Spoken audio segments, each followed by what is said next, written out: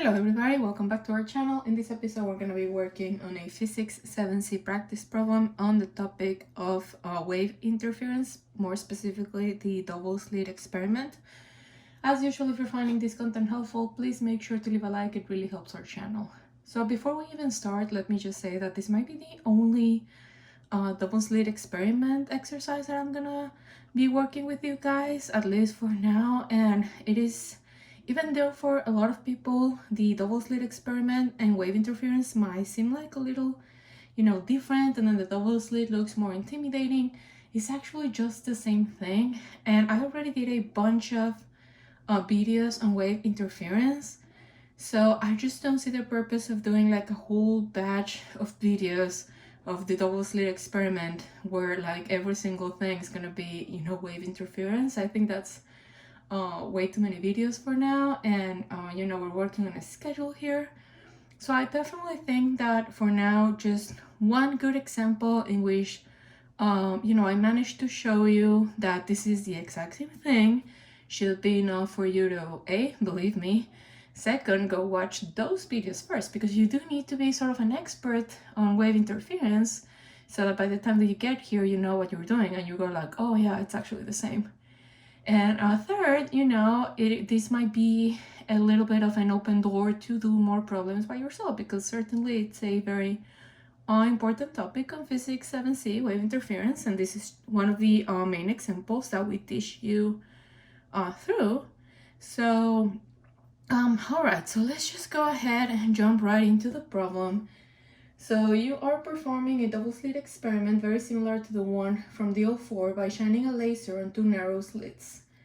And then there's a spacing 7.5 times 10 to the negative 5 meters apart. However, by placing a piece of crystal in one of the slits, you're able to make it so that the rays of light travel to the two slits are pi out of phase with each other. So there's a phase difference. If you observe that on a screen placed 4 meters from the two slits, that the distance between the bright spot closest to the center of the interference pattern and the center of the pattern is 1.5 centimeters, what is the wavelength of the laser? You may use the approximation of small angles. Okay, so as you can see, I have, I went ahead and drew a little picture over here. This is the exact same picture that you guys get on the DL5, I think, DL5. So I just, it's good to have, and I think that the entire key to the problem is basically having it. So let's just go ahead and see if we can pull out some values from the instructions, because I haven't done that. Okay, so the slits are 7.5 times 10 to the negative 5 meters apart, so this distance D times 10 to the negative 5 meters apart. I'm reading from the quiz from the PDF. If you guys would like to have the empty PDF, the link is in the description, by the way. And then the light that travels to the slits are out of phase by pi, so we have an out of phase of pi over here between both of these guys. Usually both of them are like sending crests at the same time, but now you made it so that it goes like this, so they are out of phase by pi. The screen is 4 meters from the two slits, so this distance, big D, is 4 meters.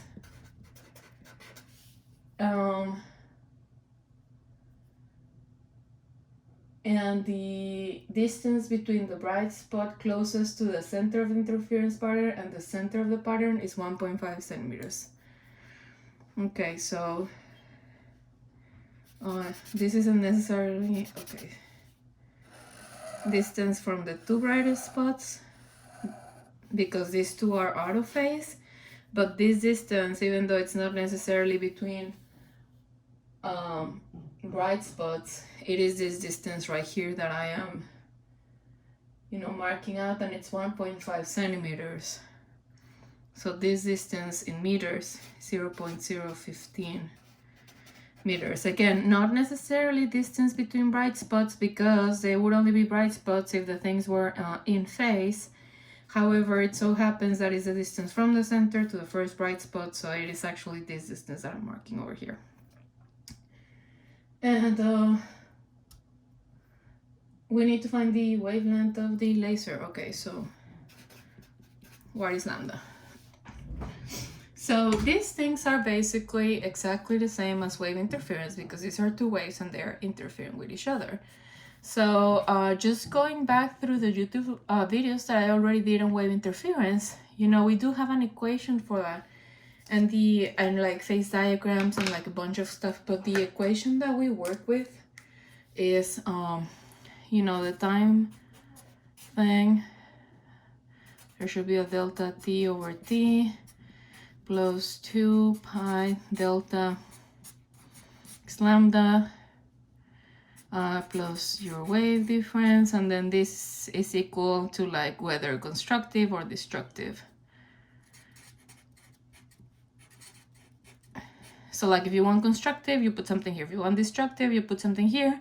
And if you don't know, then you calculate it and see whether it's constructive or destructive. But this is pretty much like the equation. Now for this particular case, both of these come from the same source, which means that both of them have the same lambda, therefore they have the same frequency, so this is 0. Now in terms of separation, again, both of these have the same lambda, so I can just put it over here.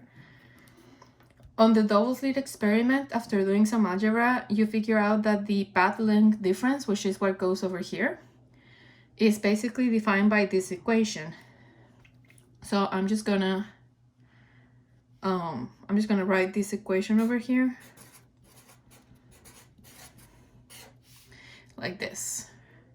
Again, this is something that you guys have to do by yourselves. You kind of have to like do some trigonometry to get here, but you know, you're gonna do it on DL5, so just make sure that you show up and then you'll get why this is the case. I'm not really here to do DL. So, and then this guy over here is pi because they are out of phase.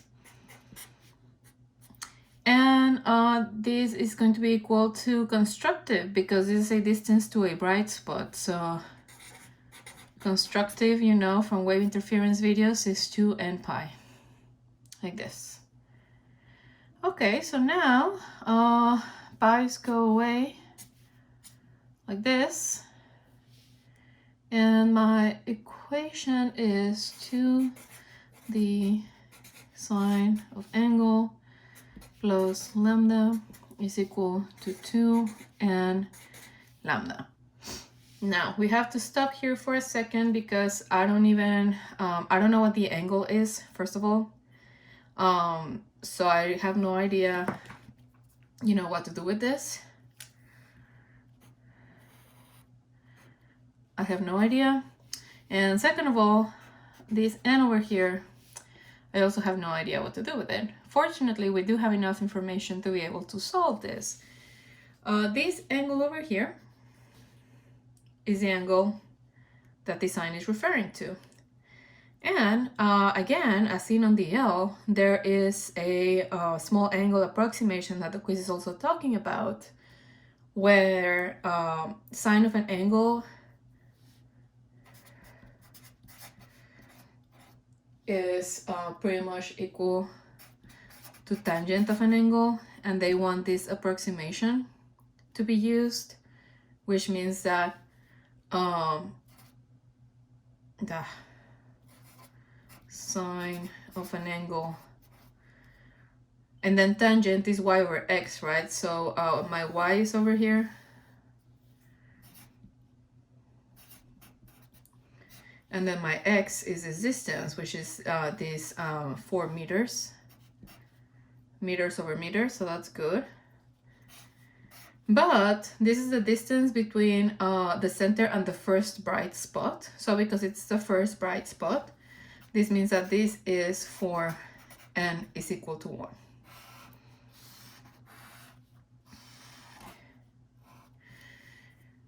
And this is basically how you find your sine and your n. Now, say that the quiz said, hey, this is the distance between the center and the third bright spot. Okay, then n is equal to 3.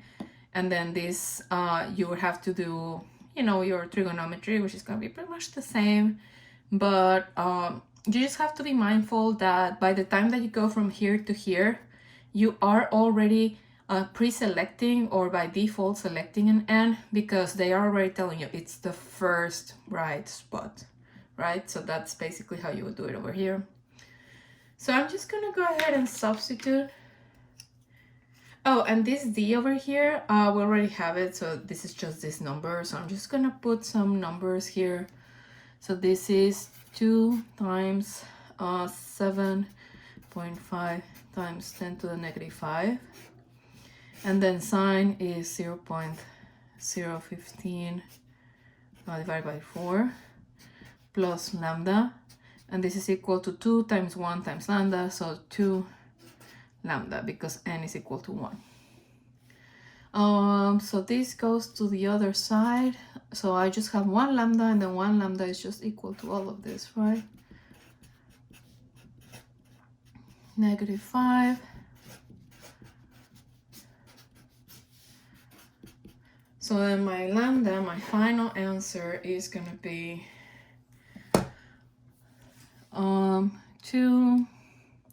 7.5 times 10 to the negative 5 times 0.015 divided by 4. Oh, that's a lot of zeros. 1, 2, 3, 4, 5, 6, 7, 8, 9.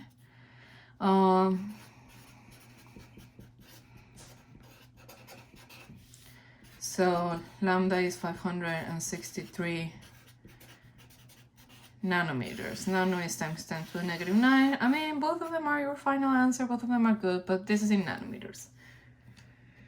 So anyways, this is our problem, and I hope that you guys can see why it really, isn't a necessity to have a lot of videos about this, because I think that you can very easily just grab this as an example and then just work the rest out yourselves.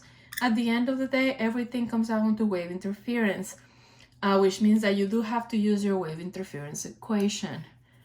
So yeah, I don't, maybe I'll come back to it later, but right now I'm gonna move on.